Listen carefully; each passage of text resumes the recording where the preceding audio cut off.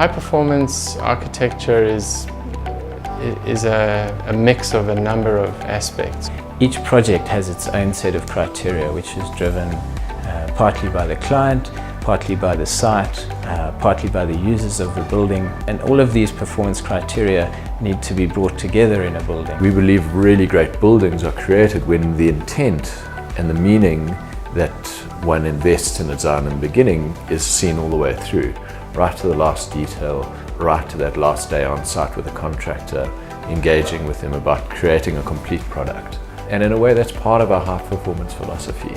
To ask questions that normal fans wouldn't ask, to go an extra mile in terms of realizing those needs of the client, to also look at a building from a practical point of view. So the high performance sort of concept and ethos that Activate runs with actually came from when we first started being involved with the green building. We did SANRAL's head office a couple of years ago in Pretoria.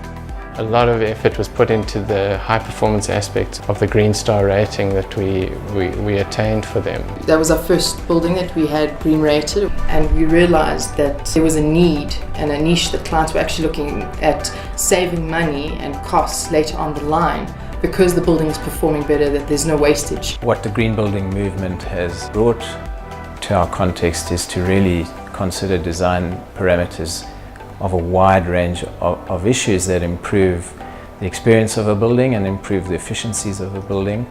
All of that change in habits and design ethos talk to this idea of a building that performs. For example, heritage architecture, which one wouldn't necessarily think about preserving a building as a performance criteria, but in fact reperforming a building to function in a modern context and going into the future, retain its character from an era which is now only in memory, is automatically a performance criteria that one needs to really consider. One of the most sustainable uses of a resource is the reuse of that resource. So Heritage is obviously encouraging adaptive reuse of old buildings. Your environmental impact is minimal because you're not creating a new build.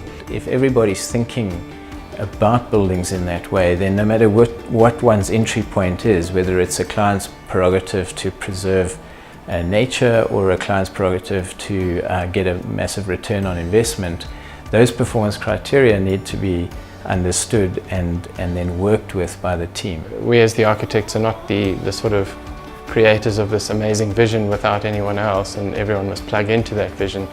It's really about co-creating with client and engineers in a high performance efficient way that then creates a project that's beyond the expectations of the team and the client.